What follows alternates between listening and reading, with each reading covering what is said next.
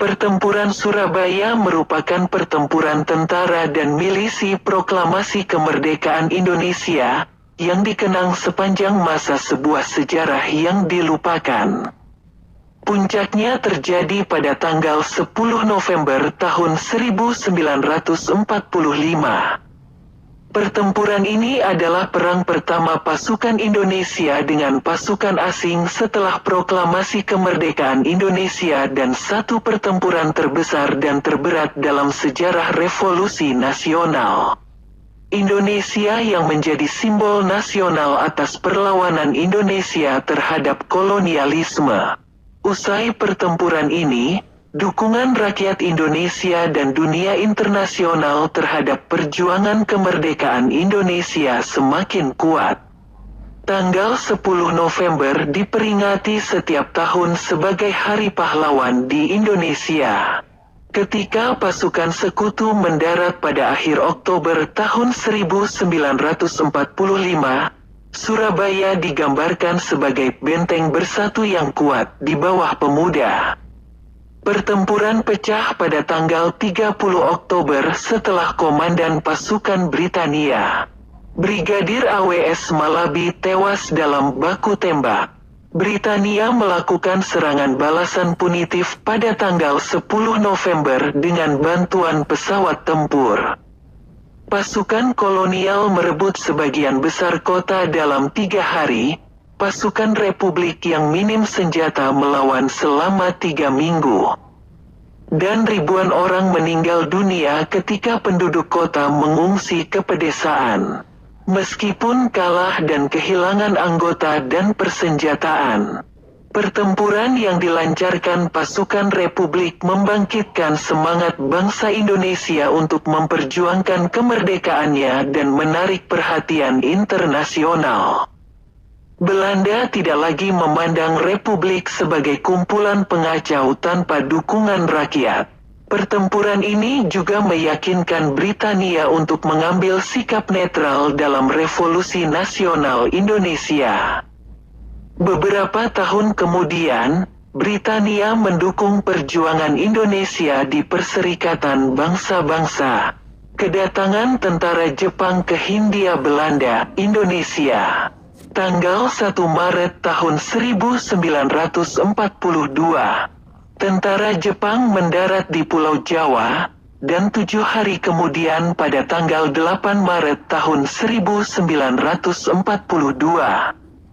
Pemerintah kolonial Hindia Belanda menyerah tanpa syarat kepada Kekaisaran Jepang berdasarkan Perjanjian Kalijati. Setelah penyerahan tanpa syarat tersebut, Pulau Jawa secara resmi diduduki oleh Jepang. Proklamasi kemerdekaan Indonesia 3 tahun kemudian, Jepang menyerah tanpa syarat kepada sekutu setelah dijatuhkannya bom atom oleh Amerika Serikat di Hiroshima tanggal 6 Agustus tahun 1945 dan Nagasaki tanggal 9 Agustus tahun 1945. Peristiwa itu terjadi pada tanggal 14 Agustus tahun 1945 yang menyebabkan terjadinya kekosongan kekuasaan. Dalam kekosongan kekuasaan asing tersebut, Soekarno kemudian memproklamasikan kemerdekaan Indonesia pada tanggal 17 Agustus tahun 1945. Kedatangan tentara Inggris dan Belanda setelah kekalahan pihak Jepang. Rakyat dan pejuang Indonesia berupaya melucuti senjata para tentara Jepang. Maka timbullah pertempuran-pertempuran yang memakan korban di banyak daerah. Ketika gerakan untuk melucuti pasukan Jepang sedang berkobar, tanggal 15 September tahun 1945, tentara Inggris mendarat di Jakarta, kemudian mendarat di Surabaya pada tanggal 25 Oktober tahun 1945. Tentara Inggris datang ke Indonesia tergabung dalam AFNI, Allied Forces Netherlands East Indies, atas keputusan dan atas nama blok sekutu, dengan tugas untuk melucuti tentara Jepang. membebaskan para tawanan perang yang ditahan Jepang, serta memulangkan tentara Jepang ke negerinya. Namun selain itu tentara Inggris yang datang juga membawa misi mengembalikan Indonesia kepada administrasi pemerintahan Belanda sebagai negeri jajahan Hindia Belanda. NICA, Netherlands Indies Civil Administration, ikut membonceng bersama rombongan tentara Inggris untuk tujuan tersebut. Hal ini memicu gejolak rakyat Indonesia dan memunculkan pergerakan perlawanan rakyat Indonesia di mana-mana melawan tentara AFNI dan pemerintahan NICA. Insiden di Hotel Yamato, Tunjungan, Surabaya. Setelah munculnya maklumat pemerintah Indonesia tanggal 31 Agustus tahun 1945 yang menetapkan bahwa mulai tanggal 1 September tahun 1945 bendera nasional Sangsaka Merah Putih dikibarkan terus di seluruh wilayah Indonesia. Gerakan pengibaran bendera tersebut makin meluas ke segenap pelosok kota Surabaya. Klimaks gerakan pengibaran bendera di Surabaya terjadi pada insiden perobekan bendera di Yamato Hoteru, Hotel Yamato, bernama Oranye Hotel atau Hotel Oranye pada zaman kolonial. Sekarang bernama Hotel Majapahit di Jalan Tunjungan No. 65 Surabaya. Sekelompok orang Belanda di bawah pimpinan Mer. W.V.Ch. Ploekman pada malam hari tanggal 18 September tahun 1945, tepatnya pukul 21, mengibarkan bendera Belanda merah putih biru, tanpa persetujuan pemerintah RI daerah Surabaya, di tiang pada tingkat teratas Hotel Yamato, sisi sebelah utara. Keesokan harinya para pemuda Surabaya melihatnya dan menjadi marah karena mereka menganggap Belanda telah menghina kedaulatan Indonesia, hendak mengembalikan kekuasaan kembali di Indonesia, dan melecehkan gerakan pengibaran bendera merah putih yang sedang berlangsung di Surabaya. Tak lama setelah mengumpulnya massa di Hotel Yamato, Residen Sudirman, pejuang dan diplomat yang saat itu menjabat sebagai wakil residen, Fukushucho Gunseikan, yang masih diakui pemerintah Dai Nippon Surabaya Shu, sekaligus sebagai residen daerah Surabaya pemerintah RI, datang melewati kerumunan massa lalu masuk ke Hotel Yamato dikawal Sidik dan Haryono. Sebagai perwakilan RI dia berunding dengan Mer. Ploekman beserta kawan-kawan dan meminta agar bendera Belanda segera diturunkan dari gedung Hotel Yamato. Dalam perundingan ini Ploekman menolak untuk menurunkan bendera Belanda. Perundingan berlangsung memanas, Ploekman mengeluarkan pistol, dan terjadilah perkelahian dalam ruang perundingan. Ploekman tewas dicekik oleh Sidik, yang kemudian juga tewas oleh tentara Belanda yang berjaga-jaga dan mendengar letusan pistol Ploekman. Sementara Sudirman dan Haryono melarikan diri keluar Hotel Yamato.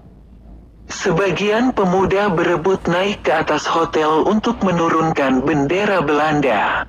Haryono yang semula bersama Sudirman kembali ke dalam hotel dan terlibat dalam pemanjatan tiang bendera dan bersama Kusno Wibowo berhasil menurunkan bendera Belanda, merobek bagian birunya, dan mengereknya ke puncak tiang bendera kembali sebagai bendera merah putih.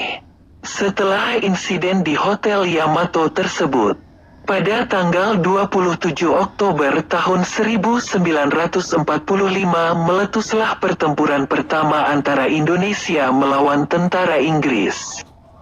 Serangan-serangan kecil tersebut di kemudian hari berubah menjadi serangan umum yang banyak memakan korban jiwa di kedua belah pihak Indonesia dan Inggris, sebelum akhirnya Jenderal D.J. Houghton meminta bantuan Presiden Soekarno untuk meredakan situasi. Kematian Brigadir Jenderal Malabi. Artikel utama. Aubertin Malabi setelah gencatan senjata antara pihak Indonesia dan pihak tentara Inggris ditandatangani pada tanggal 29 Oktober tahun 1945, keadaan berangsur-angsur mereda. Walaupun begitu tetap saja terjadi bentrokan-bentrokan bersenjata antara rakyat dan tentara Inggris di Surabaya. Bentrokan-bentrokan bersenjata di Surabaya tersebut memuncak dengan terbunuhnya Brigadir Jenderal Malabi, pimpinan tentara Inggris untuk Jawa Timur, pada tanggal 30 Oktober tahun 1945 sekitar pukul 20.30. Mobil Buick yang ditumpangi Brigadir Jenderal Malabi berpapasan dengan sekelompok milisi Indonesia ketika akan melewati Jembatan Merah. Kesalahpahaman menyebabkan terjadinya tembak-menembak yang berakhir dengan tewasnya Brigadir Jenderal Malabi oleh tembakan pistol seorang pemuda Indonesia yang sampai sekarang tak diketahui identitasnya. Dan terbakarnya mobil tersebut terkena ledakan granat yang menyebabkan jenazah Malabi sulit dikenali. Kematian Malabi ini menyebabkan pihak Inggris marah kepada pihak Indonesia dan berakibat pada keputusan pengganti Malabi, Mayor Jenderal Eric Carden Robert Manser, untuk mengeluarkan ultimatum tanggal 10 November tahun 1945 untuk meminta pihak Indonesia menyerahkan persenjataan dan menghentikan perlawanan pada tentara AFNI dan administrasi NICA. Perdebatan tentang pihak penyebab baku tembak. Tom Driebeck, seorang anggota parlemen Inggris dari Partai Buruh Inggris, Labour Party, pada tanggal 20 Februari tahun 1946. Dalam perdebatan di parlemen Inggris, House of Commons, meragukan bahwa baku tembak ini dimulai oleh pasukan pihak Indonesia. Dia menyampaikan bahwa peristiwa baku tembak ini disinyalir kuat timbul karena kesalahpahaman 20 anggota pasukan India pimpinan Malabi yang memulai baku tembak tersebut tidak mengetahui bahwa gencatan senjata sedang berlaku karena mereka terputus dari kontak dan telekomunikasi. Berikut kutipan dari Tom Driebeck. Sekitar 20 orang, serdadu India, milik Inggris, di sebuah bangunan di sisi lain alun-alun, telah terputus dari komunikasi lewat telepon dan tidak tahu tentang gencatan senjata. Mereka menembak secara sporadis pada massa Indonesia. Brigadir Malabi keluar dari diskusi gencatan senjata, berjalan lurus ke arah kerumunan dengan keberanian besar dan berteriak kepada serdadu India untuk menghentikan tembakan. Mereka patuh kepadanya. Mungkin setengah jam kemudian, massa di alun-alun menjadi bergolak lagi. Brigadir Malabi, pada titik tertentu dalam diskusi, memerintahkan serdadu India untuk menembak lagi. Mereka melepaskan tembakan dengan 2 senapan brand dan massa bubar dan lari untuk berlindung, kemudian pecah pertempuran lagi dengan sungguh gencar. Jelas bahwa ketika Brigadir Malabi memberi perintah untuk membuka tembakan lagi, perundingan gencatan senjata sebenarnya telah pecah, setidaknya secara lokal.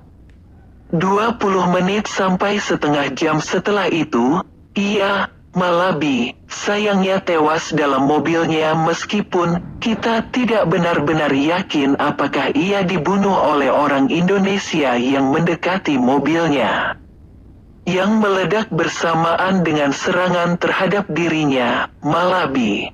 Saya pikir ini tidak dapat dituduh sebagai pembunuhan licik, karena informasi saya dapat secepatnya dari saksi mata, yaitu seorang perwira Inggris yang benar-benar ada di tempat kejadian pada saat itu.